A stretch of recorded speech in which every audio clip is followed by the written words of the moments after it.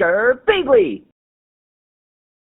Hey there guys and gals, it's Girbeagly with another episode of Gaming with Girbeagly, and I'm once again playing the game Romance Detective 2. Now, very much like Liar Liar 2, I stayed away from this game while I was sick because my throat was like really tight, and I lost my voice, and I was coughing a lot, and I didn't want to try to push the Girbeagly voices, because that would make it really, really bad if I was just like, and like croaking the entire time I tried to do those. So I am back to normal now, so I'm really excited to play this game again and progress the story, because we found out a lot of really cool things last episode when we went to go visit Romance Cop's cousin, Canary. We found out that during her nighttime concert, fans rushed the stage and were like basically trying to just like grab at her and things like that. So you guys came up with some really interesting theories in the comments of the last episode that dealt with the roses being sent to the moon in the first game affecting nighttime behavior of people in the town. And that makes a lot of sense, so I'm like really excited to do more of this game and find out if that's actually the cause of all this weird behavior.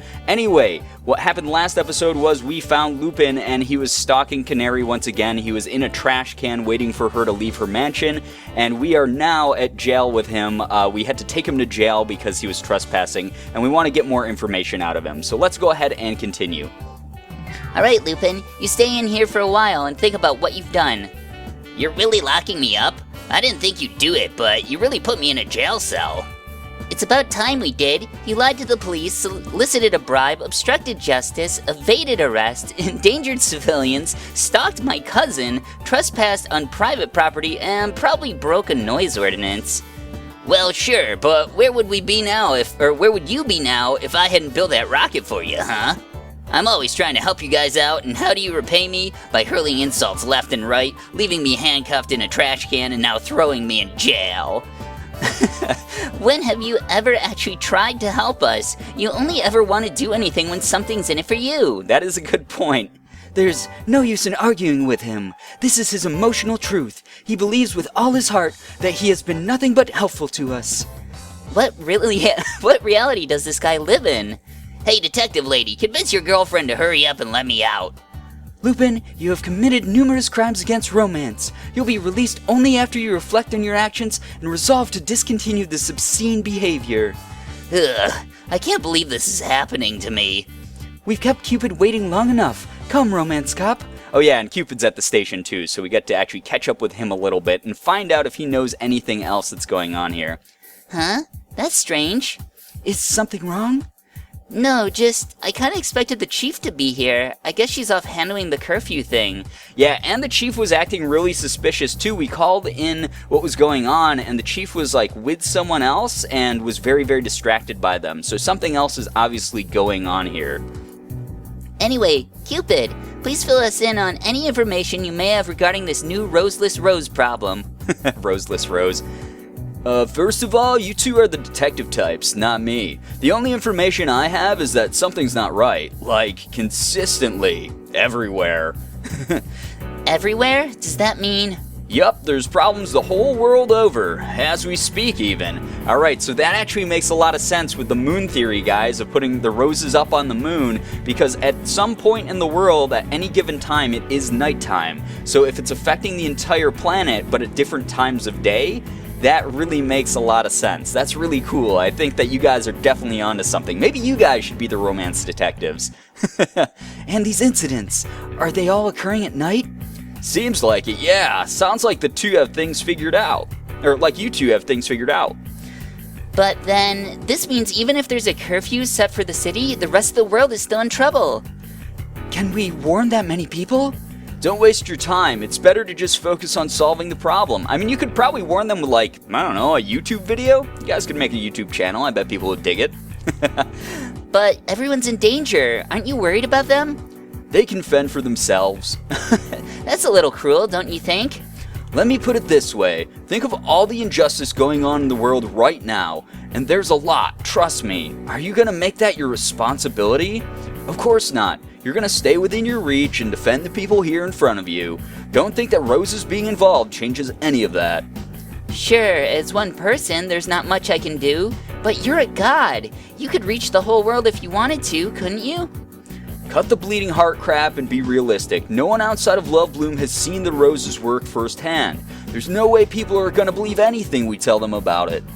Unfortunate as it may be, Cupid does have a point.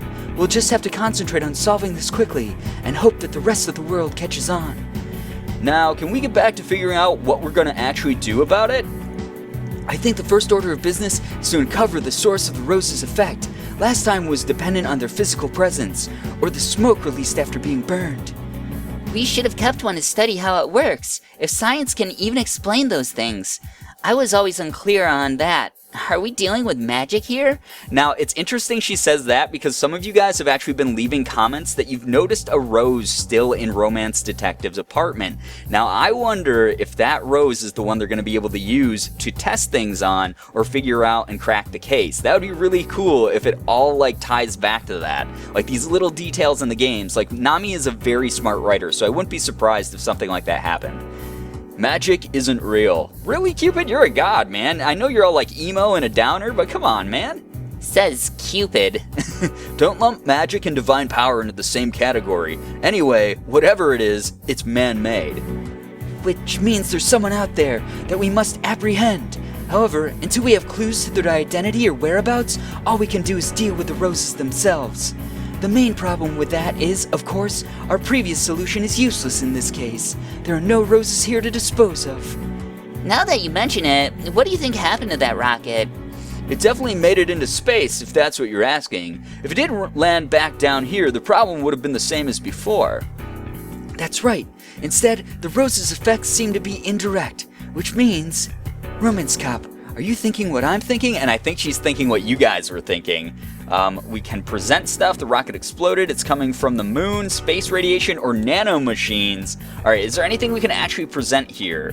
Alright, there's the drawings of the roses. I don't know if we, maybe we can share that one? That one is, like, probably the most relevant to the case. Yeah, sure, present it. It must have had something to do with this. Oh, yeah, you might be onto something. Really? No, stop wasting our time. We're kind of facing a crisis here. What a jerk-ass. Yeah, I'm sorry. Let me try again. I think it's coming from the moon, guys. I'm gonna go with my gut and go with what you guys have been saying. I think that's probably the most likely theory here. It makes a lot of sense to me. Do you think that rocket could have landed on the moon? That dinky little thing? I'd be surprised if it did. Well, think about it. If people are only being affected at night, when the moon is out, wouldn't it make sense that the roses are there? Good work, Romance Cop. That's precisely the conclusion I had in mind. Yeah, they're so in sync, those two.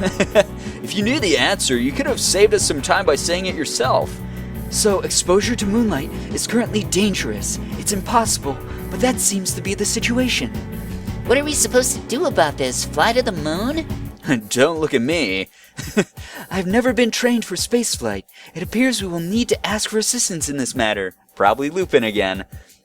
But who do we call? Like Cupid said, anyone outside of Lovebloom is gonna need some convincing that any of this is real. We'll call My mother. Oh man, really? Your mother? She's a scientist, not like Lupin, a biochemist, actually. And actually, this is going to be really interesting too because it's going to be Romance Cop's first time meeting the parents. You know, really big thing for any couple.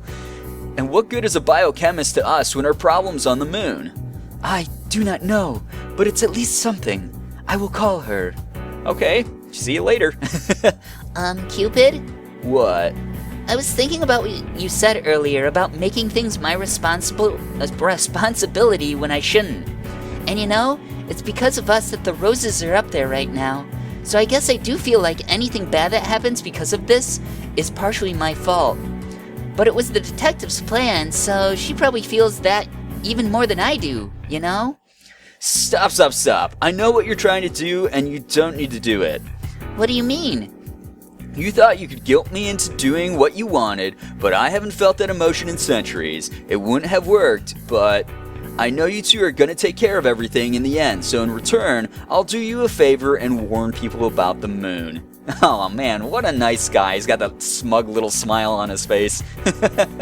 Cupid. Yeah, I'm great. Praise Cupid and all that. Anyway, bye. Alright, see you later, buddy.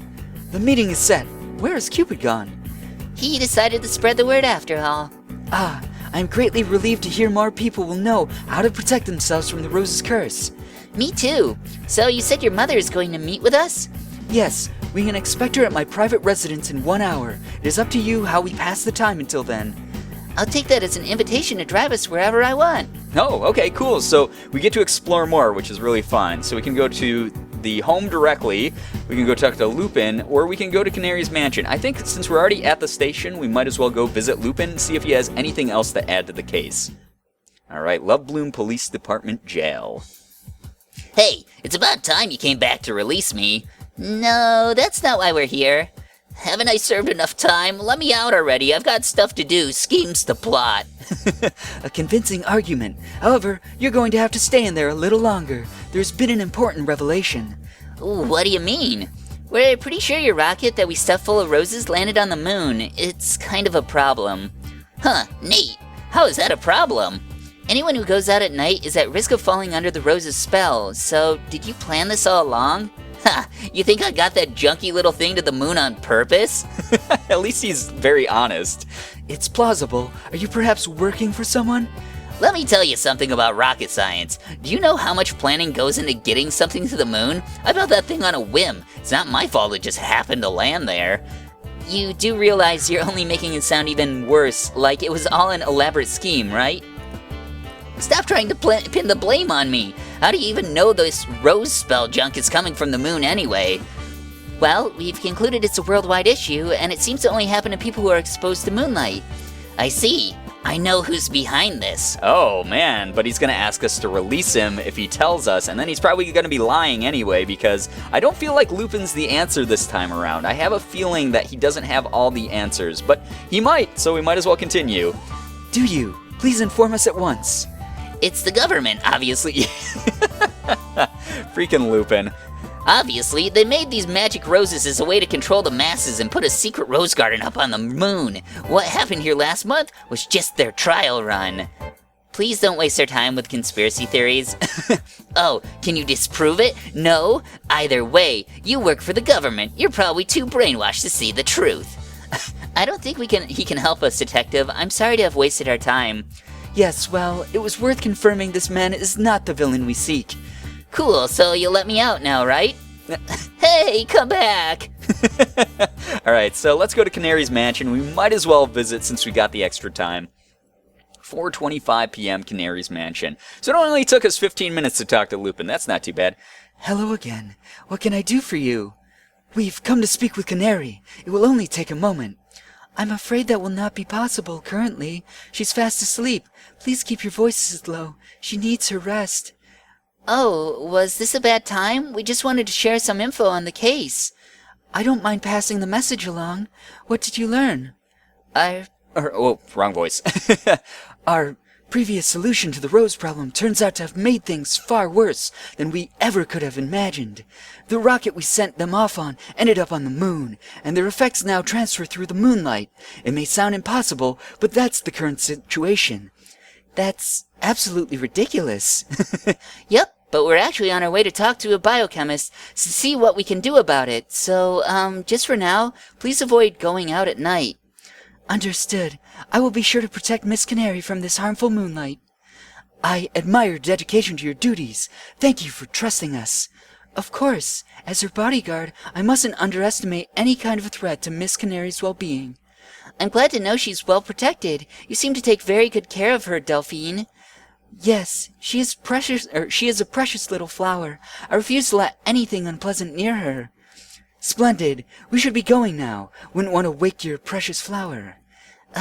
Yes. I did say that, didn't I? Oh man, Delphine's like so big, but she's so like meek and mild. It's so funny.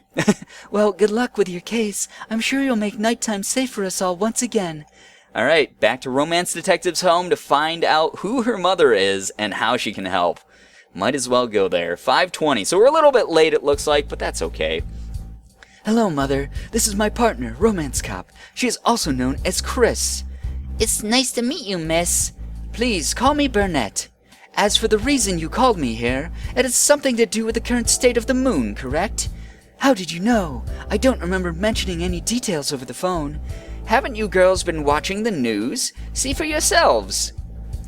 Oh, wow, it's, God, I'm blanking on her name, but she's from Tunnel Vision, which is one of Nami's first games. Like, that's really cool that she's included in this. Ah, crap, I'm so sad that I don't remember her name, but that's totally her. That's really cool that she made that reference. Which concludes our segment on haunted houses. Thank you, Magnolia. Now to what Oh, Magnolia was the other girl. So she's working at a news station with her like little love interest, her younger friend there. Now to what I'm being told is real news, our top story. Scientists are baffled by what appears to be a giant rose garden that's been spreading all over the moon. Space exploration team, known affectionately as the Defenders of Earth, have announced plans to launch a shuttle to the moon in hopes to study these flowers and search for alien life. While it is highly unlikely that aliens truly exist, we wish them the best of luck on their endeavors. Hopefully, their impromptu space mission can provide us with more information regarding where these roses came from and how they could possibly thrive in such an extreme environment. In other news, crime rates have been on the rise worldwide, which has led some to believe the end of times is upon us. More at 11. That was a really cute little segment. I like that. So our theory was correct. But how could this be? No matter how I look at it, this seems really impossible. The scientific community agrees with you there, but some things happen whether or not we can understand them. Though, having worked on the very thing that makes those flowers able to do such extraordinary things, I could tell you a few basic principles of how they might work. And with that, guys, it sounds like Burnett actually has a lot more to tell us next episode. I'm going to leave this on a cliffhanger, guys. You know how I do with these games. But this is really cool. It's neat to have, new characters introduced like Burnett, getting a little bit more of a backstory on Romance Detective, as well as the roses at the same time, which is really cool. And then also to see the little, self-referential inclusion of the Tunnel Vision characters in this game. That was really cute. I like that a lot. But anyway, guys, if you enjoyed this episode, I hope that you did, by the way, because I know it's been a long time, and I feel really, really bad about that. I'm very, very sorry, guys. I will continue with this in a much shorter time frame than, what was it, a month or something? But anyway, guys, if you did enjoy this one, please be sure to hit the like button, share the video and favorite it. Also, be sure to subscribe to me if you guys haven't already. For those of you who have, thank you so much for all of your support. You guys are the best in the world. I love every single one of you, and as always, it was great seeing ya. Bye-bye. Girbeagly.